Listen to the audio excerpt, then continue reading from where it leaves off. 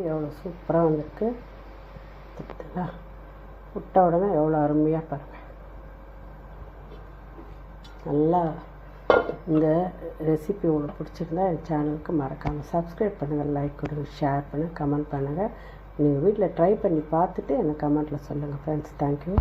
Hello friends, பாருங்கள், நான் ration அரிசி 2 அழக்கம், ஒரு அழகு நல்ல அரிசியும் போட்டு ஊற வச்சுருக்கேன். ஒரு 2 அழகு அரிசி, அது ஒரு அழகு. இந்த கிளாஸில் பாருங்கள், இந்த பாதி அளவுக்கு உளுந்து போட்டு அதோடு சேர்த்து உளுந்து போட்டுட்டேன். கொஞ்சம் வெந்தயம் போட்டு ஊற வச்சுட்டேன். இப்போது காலையிலே ஒரு 11 மணிக்கெல்லாம் ஊற வச்சேன். இப்போ அரைக்க போகிறேன். முதல்ல சாதத்தை போட்டு நல்லா அரைச்சிக்கணுங்க. சாதத்தை போட்டு நல்லா அரைச்சிங்கன்னா இப்படி பஞ்சு மாதிரி வராங்க. இந்த மாதிரி இருக்கிற சமயத்தில் அரிசியை போட்டுக்கோங்க. இந்த அரிசி உளுந்து வெந்தயம் 3 சேர்த்து ஊற வச்சதை போட்டுக்கலாம். ஐஸ் க்யூப்பில் எடுத்து ஃப்ரிட்ஜில் இருந்து எடுத்து உடச்சி வச்சுருக்கேன். இது இதை போட்டு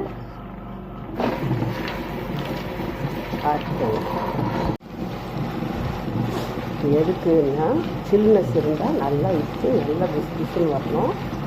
வரும்.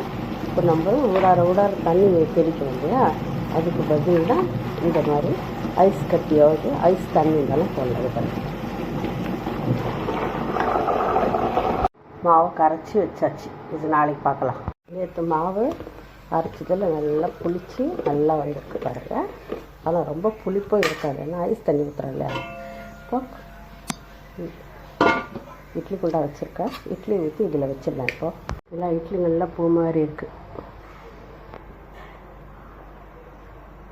இது மாதிரி நீங்களும் இதே மாதிரி அரைச்சி பாருங்கள், நல்லாயிருக்கும். இந்த ரெசிபி பிடிச்சிருந்தால் என் சேனலுக்கு மறக்காமல் சப்ஸ்கிரைப் பண்ணுங்கள், லைக் கொடுங்க, ஷேர் பண்ணுங்கள், கமெண்ட் பண்ணுங்கள். Thank you friends. நான் இப்போ ஆறின உடனே எடுத்து காட்டுறேன் பாருங்கள்.